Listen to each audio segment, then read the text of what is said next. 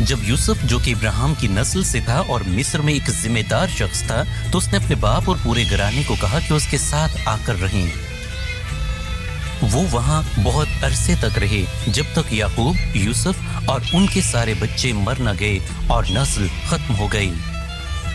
عبرانیوں کی دوسری نسل اور ان کے بچے بڑھتے گئے حتیٰ کہ انہوں نے مصر کی زمین کو بھر دیا۔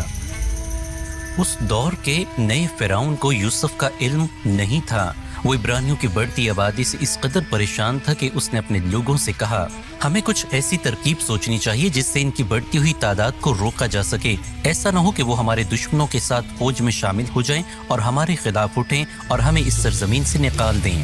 اس لیے اس نے انہیں شرمندہ کرنے کے لیے ان سے کڑی محنت کروانا شروع کی، لیکن جتنی وہ ان سے کڑی محنت کرواتے اور انہیں شرمندہ کرتے اتنا ہی وہ تعداد میں بڑھتے جاتے۔ مصری ان سے خوف زدہ ہونے لگے، چنانچہ انہوں نے انہیں غلام بنا لیا اور ان سے سخت مشقت کروائی جب تک وہ بے حال نہ ہو گئے۔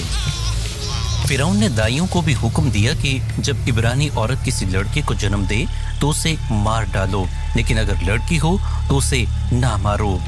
دائیاں خدا کے خوف سے ڈریں اور انہوں نے عبرانیوں کے نومولود لڑکوں کو نہ مارا۔ جب فرعون نے پوچھا کہ کیوں، تو انہوں نے جواب دیا کہ عبرانی عورتیں مصری عورتوں کی نسبت زیادہ مضبوط ہیں اور وہ ان کے وہاں پہنچنے سے پہلے ہی بچے کو جنم دے دیتی ہیں۔ چنانچہ فرعون نے حکم دیا کہ ہر عبرانی نومولود لڑکے کو دریائے نیل میں پھینک دیا جائے۔ ایک عبرانی عورت تھی جو اپنے بیٹے کو دریائے نیل میں نہ پھینک سکی اور اس نے اسے 3 ماہ تک چھپائے رکھا۔ جب وہ مزید اسے چھپا نہ سکی تو اس نے ٹوکری میں بچے کو ڈالا اور دریائے نیل میں بہا دیا۔ اس کی بہن فاصلے سے دیکھتی رہی کہ اس کے ساتھ کیا ہوتا ہے۔ فرعون کی بیٹی دریائے نیل میں اپنی کنیزوں کے ساتھ نہا رہی تھی۔ اس نے ٹوکری دیکھی۔ جب اس نے ٹوکری کھولی تو اسے پتا چلا کہ یہ تو خدا کے لوگوں یعنی عبرانیوں کا بچہ ہے۔ اس کی بہن فرعون کی بیٹی کے پاس گئی اور کہا، کیا تم چاہتی ہو کہ میں کسی کو اس بچے کی دیکھ بھال کے لیے لے آؤں؟ اس نے کہا، ٹھیک ہے۔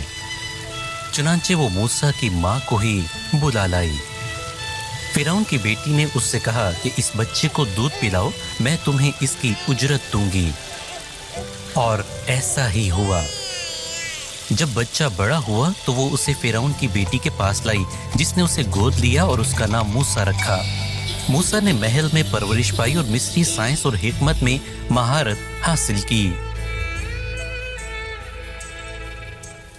ایک دن موسیٰ اپنے لوگوں کو ملنے گیا۔ اس نے دیکھا کہ ایک مصری انہیں مار رہا ہے۔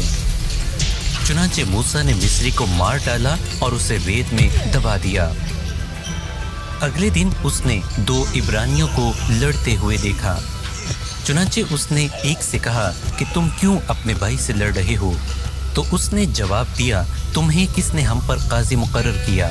کیا تم ہمیں بھی ویسے ہی قتل کرنا چاہتے ہو جیسے تم نے کل ایک مصری کو قتل کیا؟ تب موسیٰ ڈرا اور جانا کہ اس کے جرم کی خبر پھیل گئی ہے۔ جب فرعون نے کہانی سنی تو اس نے موسیٰ کو قتل کروانا چاہا، لیکن وہ ریگستان میں بھاگ گیا۔ وہاں وہ ایک مدیانی شخص سے ملا، اس کی بیٹی سے شادی کی اور اس کے ہاں چرواہے کی نوکری کی۔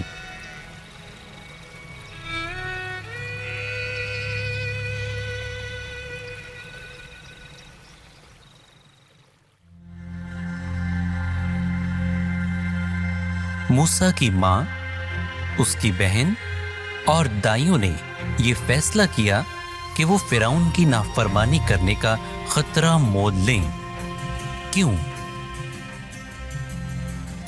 ہمارے پاس اس کا کیا ثبوت ہے کہ موسیٰ کو پتا تھا کہ وہ عبرانی نسل سے ہے؟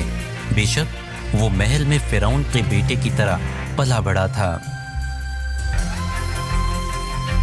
ایک واقعے نے موسیٰ کی زندگی مکمل طور پر بدل دی۔